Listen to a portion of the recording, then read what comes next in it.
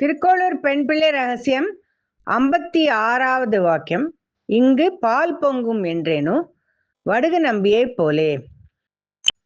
இந்த 81 வாக்கியங்களுமே திருக்கோளூர் பெண் பிள்ளை ஸ்ரீ ராமானுஜருடன் இருந்தபோது பேசின வார்த்தைகள், பேசின வாக்கியங்கள் இவையெல்லாம். ராமானுஜர் அவர்கள் திருக்கோளூருக்குள்ள போகும்போது இவ திருக்கோளூர்ல இருந்து வெளியில போறா. திருக்கோளூர் பெண் பிள்ளை திருக்கோளூர் நான் போகும் ஊரா இருக்கு, ஏன் உனக்கு வெளியில போற ஊரா இருக்கு அப்படின்னு கேட்பார் ஸ்ரீராமானுஜர். திருக்கோளூர் பெண் பிள்ளை கிட்ட கேட்பார், நான் உள்ள வந்துட்டு இருக்கேன், நீ ஏன் வெளியில போற அப்படின்னு. அப்படிதான் ஆரம்பிக்கிறது இந்த காவியம்.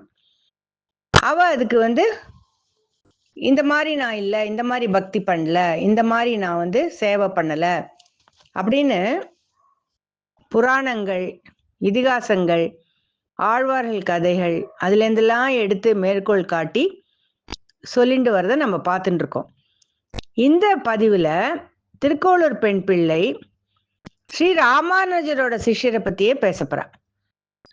இதுக்கு முன்னாடி கூட ஒரு வாக்கியத்துல அவ கொங்கு பிராட்டி சுமதி அப்படிங்கிறவளை பத்தி பேசியிருக்கா. ஸ்ரீ ராமானுஜரோட இருந்தபோது இந்த கொங்கு பிராட்டியும் ஸ்ரீ ராமானுஜரை பார்த்திருக்கா. அதே மாதிரி பதிவு தான் இது. வடுக நம்பி அப்படிங்கிறது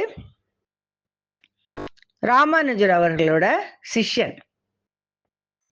அந்த வடுக நம்பிக்கு ராமானுஜர் தான் எல்லாம், ஆச்சாரியன் தான் எல்லாம். இப்ப இதுல 2 விஷயம் சொல்றா திருக்கோளூர் பெண் பிள்ளை.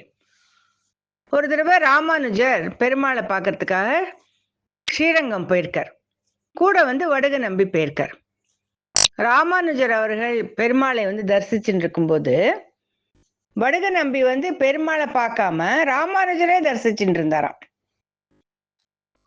கேள்வி கேட்டதுக்கு, நீ என்ன பெருமாளை பாருன்னு சொன்ன போது, நீ உன்னோட பெருமாளை பாரு, நான் என்னோட பெருமாள், அது நீங்க, அதனால நான் உங்களை பார்க்கறேன் அப்படின்னு இவர் பதில் சொல்றார் வடுக நம்பி.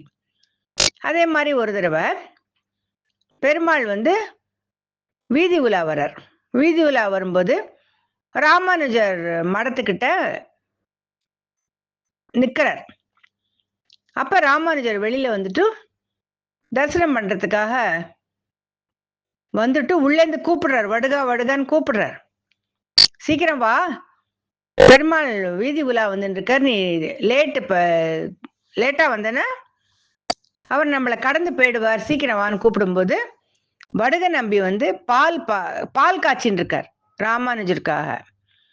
நான் வரல, நீ உன்னோட கடவுளை பார்த்துட்டியோனோ, என்னோட கடவுளுக்காக நான் பால் காய்ச்சின்னு இருக்கேன், நான் இப்ப வெளியில வந்தேன்னா பால் பொங்கிடும், அதனால அவர் வெளியிலே வரல இப்படின்னு சொல்லிட்டு பால் பொங்கிடும் சொல்லிட்டு அவர் வெளியிலே வரல.